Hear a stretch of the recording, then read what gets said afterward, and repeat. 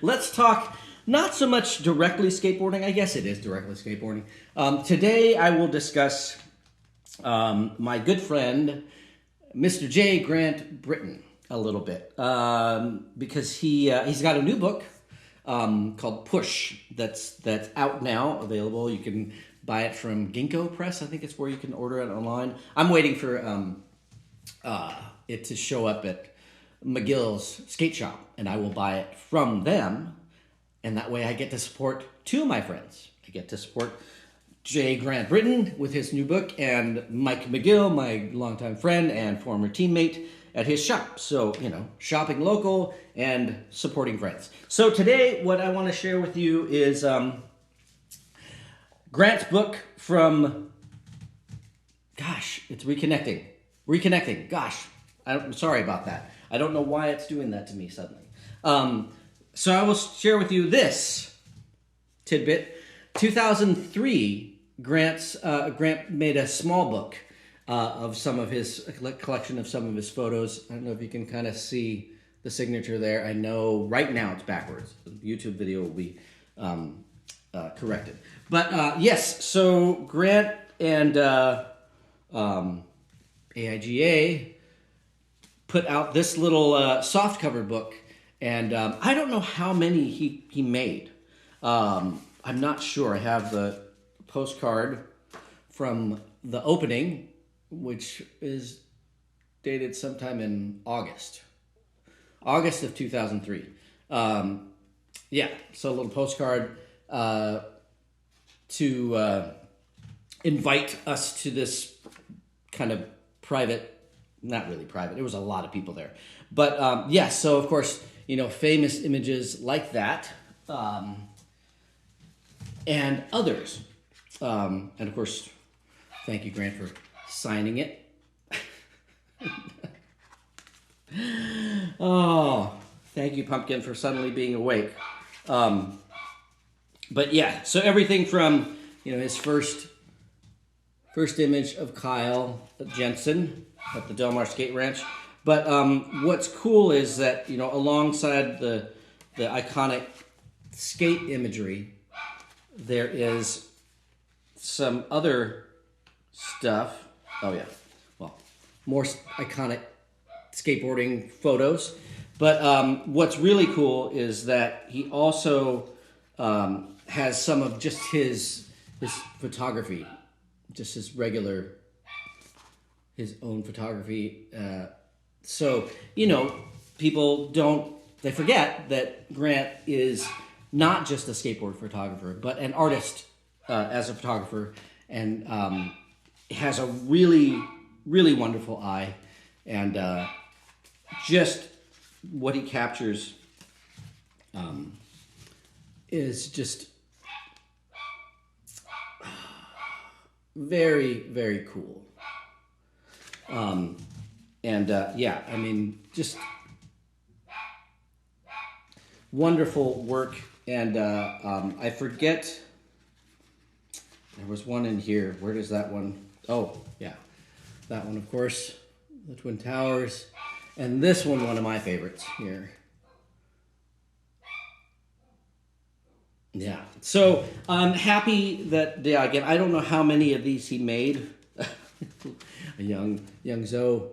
I don't know how many he actually printed up in this run, but I'm happy to have one, and was happy to be there for the opening. I also have, well, just to kind of refresh, I will probably have to go out there in a second here, sorry.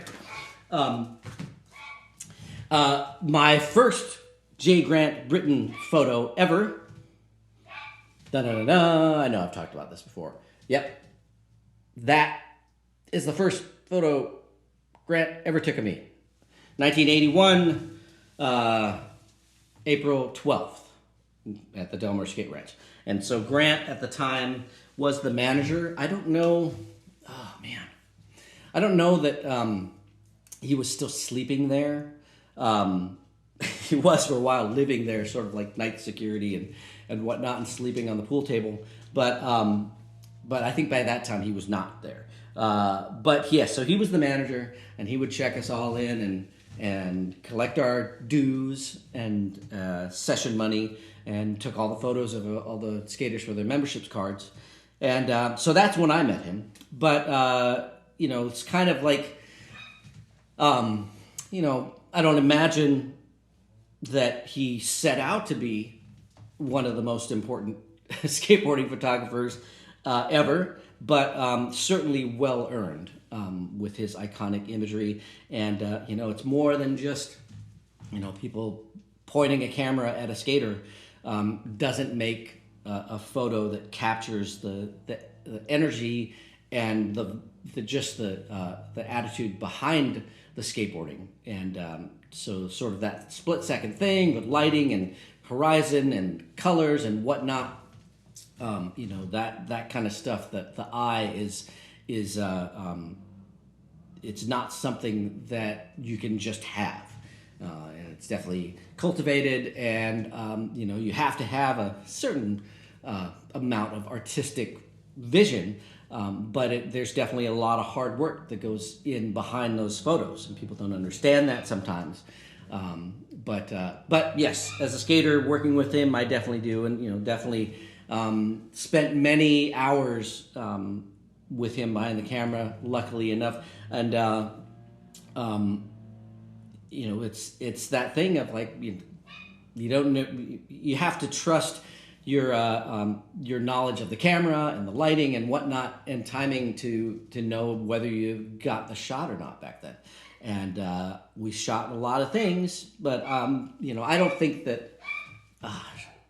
that he had to like necessarily shoot that much to get the shot, but he had to be sure, because if you especially if you're shooting an ad and you didn't know back then if you didn't get the shot, you got to go back. Bear with me 1 second. Let me see if I can get her to quiet down. Hold on 1 second.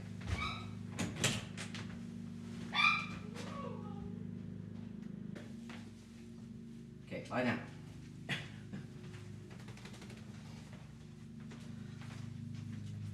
We'll move this. Sorry. Maybe should be quiet in here. Maybe. We'll find out. Anyway, so, but aside from that, Grant Brittain is just a really good friend. And, having known each other for all these decades, we definitely spent a lot of time on the road. And because, Tracker and Transworld, so we're kind of closely tied money-wise, oftentimes we would be on the same flights and going to the contests at the same time. So thankful for that too. And even for like some of the demos, like the big St. Louis demo, I remember traveling with Grant and talking music and talking jazz and whatnot. But always really fun to travel with Grant. He's a really kind of silly sense of humor, and so we kind of like are very much alike in that. And I've definitely spent a lot of time laughing at his sometimes very silly jokes. But I even remember at one time he looked at me because we were, he said something silly and I laughed, and he just kind of looked at me. He says, "Man, you will laugh at anything." And I go, "Yeah, you know what? I'm just a silly person, and I don't mind that." But a couple of things that come to mind traveling with Grant and whatnot, or shooting with Grant. One time we were at the Fallbrook ramp. That's a pretty famous ramp. There's lots and lots of photos. I don't know if I have any photos of that ramp, but lots of things, lots of iconic images were shot there. Because it was a private ramp, and so it was easy to kind of set up private sessions there. But one day, I forget who he was actually shooting, but there was a bunch of us, so he kind of like would shoot, a bunch of things of the session just to have extra photos too.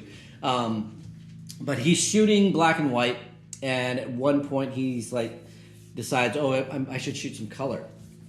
And so we're just skating, and he's clicking away for about a half hour and or so, and I look across. He's on the deck across the ramp, and I look at him. He looks at his camera, and he goes, all. We're like, and he looks over at us. He's all, I forgot to put film in the camera. So when he went to shoot color, I think he actually switched cameras, thinking that he put the color film in one and the black and white in the other. But he just started shooting with the other camera, and yeah, forgot to put film in there. So yes, everybody has those moments. Even the legendary J. Grant Brittain. And then, you know, there's just certain things that kind of stick with me. One time we were flying somewhere, and you know, they always announce this is your captain and whatnot, and the captain was Captain Love. And we both looked at each other at the same time with the same thing kind of in our mind, and he looks at me, he's all, ooh, Captain Love. And so we kind of like had painted this picture of what the cockpit looked like for Captain Love. We thought that, you know, maybe there were like beads in the doorway instead of the, you know, traditional door to the cockpit. And then you go in there and there's a bunch of throw pillows and whatnot. You know, Captain Love. So yeah, I don't know why, but that one is sticking with me. Yes, but anyway, I know that's not super exciting stuff, but everyone, yes, J. Grant Brittain's book. I wonder if there's. Let's take a look. Maybe there's something from the Fallbrook ramp. Probably not, but there's really important images like that one of Mike Smith. But yes, so this one, I think just self-titled. I don't think there's a title to it. Oh, Still, I'm sorry. J. Grant Brittain, Still, 1979 to 2003. Yes, and, but yeah, get his new book. I'm going to buy my copy soon as it ends up at McGill's. But mostly, Grant, thank you for the decades of continued friendship, and it's great to just still be so close to somebody that was part of my life that really kind of defined who I am, and so to have somebody there that also, you know, not only was sort of like this figure of you know, he's more important than me, and so that kind of respect I've always had for him. And but then just in encouragement. In fact, we had a long-standing joke because I kind of had this tendency, whenever he pointed the camera at me, I would bail or fall, and so it got to the point, and it was so frustrating for me, and he knew that I was frustrated about it, and so it became this joke between me and Grant. If I would bail on a trick, I'd look up at him, and he's like, "Oh, there were some birds up there. I was taking pictures of." And so that at least I could kind of laugh it off a little bit and not let it weigh too heavy on me, because it definitely, the pressure of trying to get a good shot could be daunting, and you know, especially if it was for something in particular, for an ad or something. You wanted to get the shot, you wanted to get it right, and and I didn't want to waste any film. I didn't want to waste this film because I felt bad back then. That's a lot of money. So, but yeah, so he would do that all the time. It's like, I was just taking pictures of those birds over there. I don't know why it keeps cutting out. I'm sorry about that. Yeah, so that was our joke. But I do remember there was a contest in the French Alps, and I was actually having a good week at the contest there. Hi, Jessica. Hi. I wave at you. And he could tell, and I was confident, and things were working. And so he, as I was practicing, and he was there taking pictures, he looked at me. He's all, "Not a bird in sight," and just kind of a nod that he knew that week things were happening, things were on, and I was being successful that week. So thank you, Grant, for that support there. All right, well, yes, so there we are, our story about Grant Brittain, my friend, and everybody, please go buy his new book, Push. when you can.